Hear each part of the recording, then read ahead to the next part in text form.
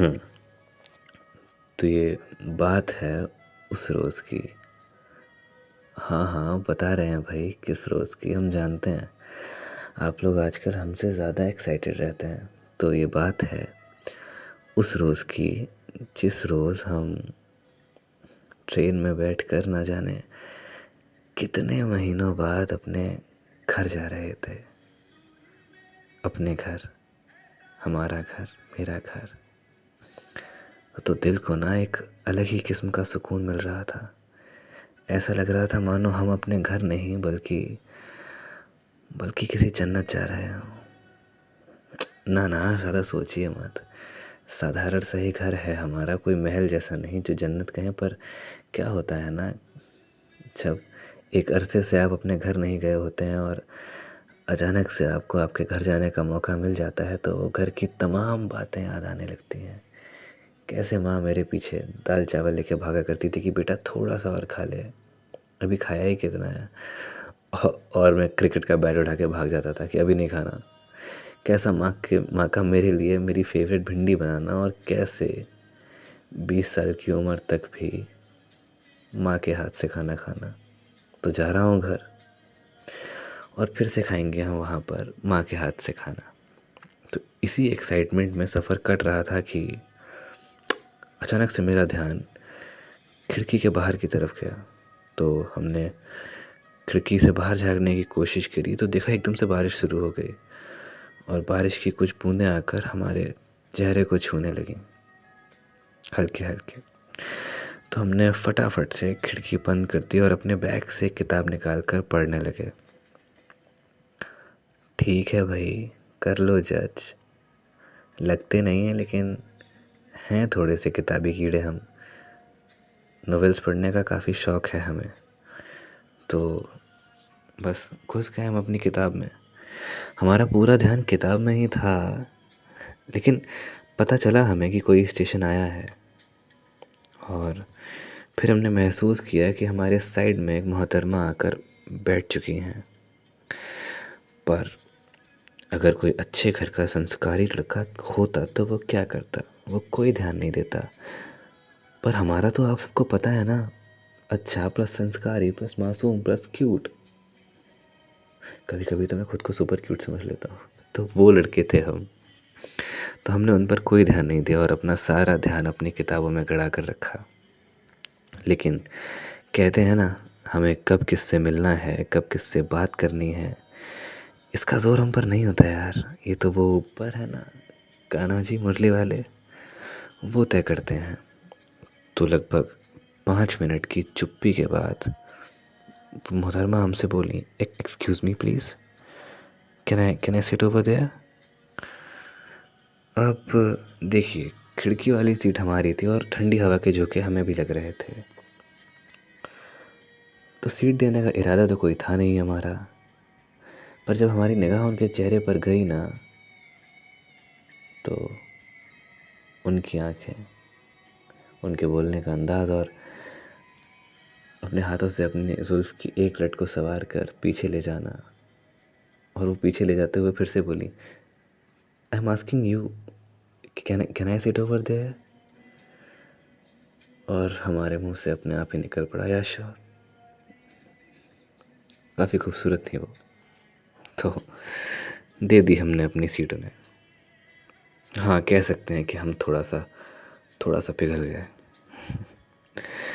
फिर हमने सोचा कि क्यों ना इनसे पूछा जाए कि एक्सक्यूज़ मी मैडम, ये खिड़की वाली सीट का क्या ऑब्सेशन है, और ये आप बार बार खिड़की की तरफ क्यों देख रही हैं, बाहर क्यों झाँक रही हैं। लेकिन हम तो ठहरे ना, शरीफ प्लस मासूम plus cute plus super super cute. तो हम नहीं पूछ पाए। तुम्हें नहीं लगता तुम कुछ मिस कर रहे हो।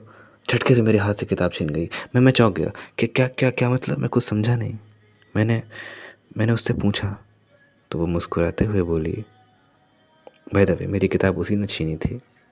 तो वो मुझसे मुस्कुराते हुए बोली, देखो यार, बारिश हो रही है, वो भी ना सावन की बारिश, और तुम इसे एंजॉय करने की बजाय इस बोरिंग सी बुक में घुसे हुए हो। अब देखिए जनाब, वो मोहतरमा चाहे कितनी ही सुंदर क्यों ना हो, उनकी स्माइल कितनी ही खूबसूरत क्यों ना हो, उनकी जुल्फ़ संवारने के अंदाज़ पर हमारा दिल भले ही क्यों ना उन पर आ गया हो, मगर हमें हमारी किताबों से इश्क है। और अगर हमारी किताबों के बारे में कोई कुछ कहता है तो हम सुन नहीं पाते हैं, तो हम भड़क गए उन पर। हमने भड़कते हुए कहा, what do you mean boring? Boring किताब? तुमने पढ़ा भी है इसे? क्या पहले इस बुक को पढ़ा है तुमने जो तुम इसे बोरिंग कह रही हो? और हाँ, अगर तुमने इसे पढ़ा भी है ना तो शायद तुम्हें कुछ समझ नहीं आया होगा, तभी तुम्हें ये बोरिंग लग रही है। और हाँ, टाइम की कद्र करते हैं हम, तुम्हारी तरह ये खाली बैठकर टाइम वेस्ट करना नहीं आता खिड़की की तरफ बाहर देखकर। अरे रे, सांस तो ले लो। इतना हाइपर क्यों हो रहे हो?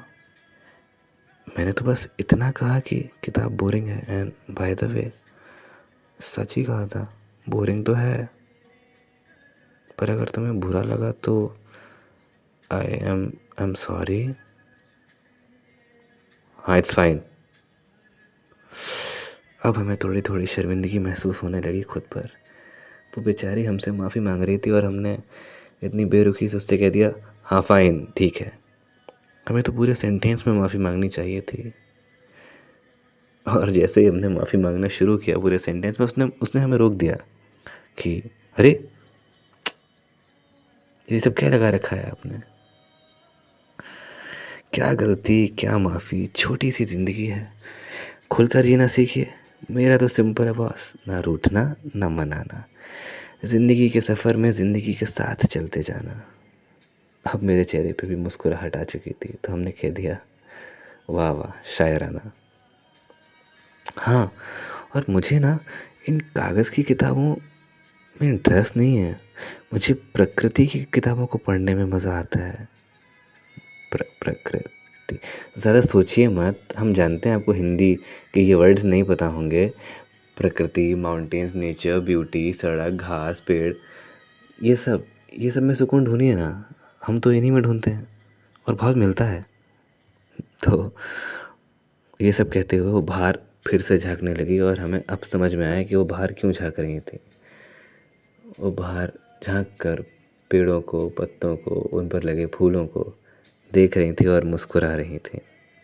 खुश रहने का ज़रिया उन्होंने निकाल लिया था और उनकी यही बातें हमारी दिल को छूती जा रही थी।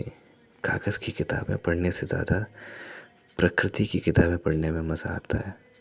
वाह, अब तो हम उनसे और बातें करना चाहते थे, उनकी बातों को सुनना चाहते थे, पर अब तो वो मेरी तरफ देख भी नहीं रही थी यार।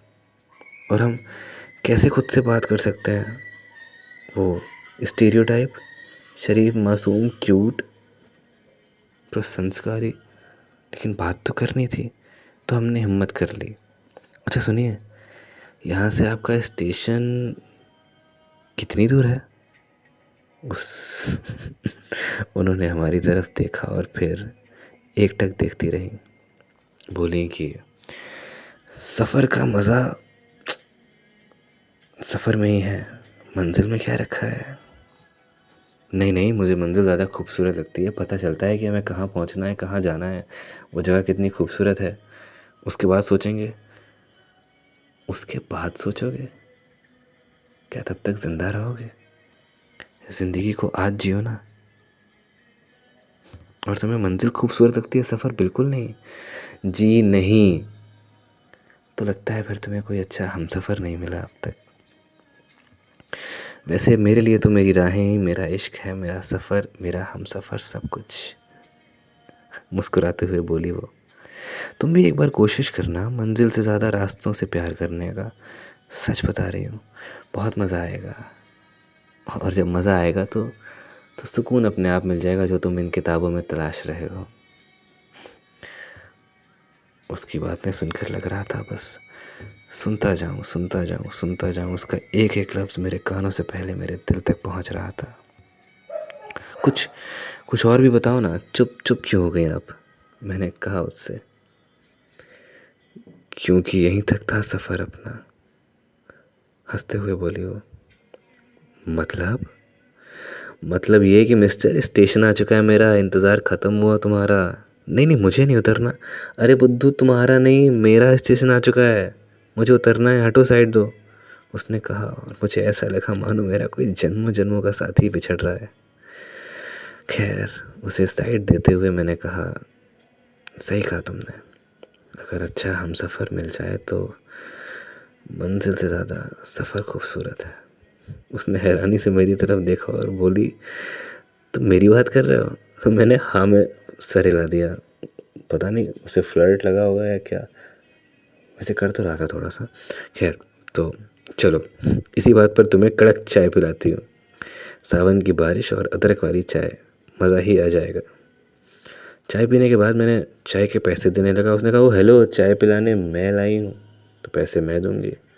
वैसे बड़ा खुदगर्ज इंसान हूँ मैं, लेकिन वही उसकी आंखें, उसकी बातें, उसकी जुल्फ संवारने का अंदाज, उसे कैसे मना कर सकता है कोई। तो मैं भी मना नहीं कर पाया। फिर ट्रेन चल पड़ी और मैं जल्दी से ट्रेन पकड़ने के लिए भागा। फिर मुझे कुछ याद आया और मैं वापस भागा तेज़ी से।